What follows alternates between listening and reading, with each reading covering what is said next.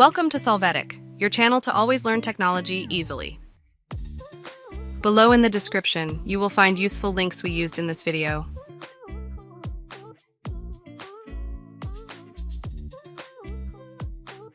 Today in Solvetic, we will see how to change row to column Excel. We will start by opening the Excel file. There, select the row data. When you do, click Copy.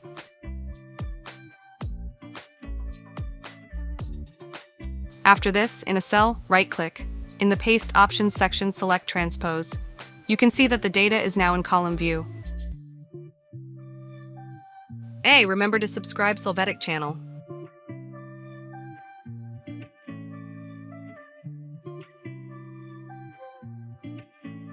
We hope it has been helpful for you. Here are links to watch more videos of your interest and subscribe to the Solvetic channel. Thank you.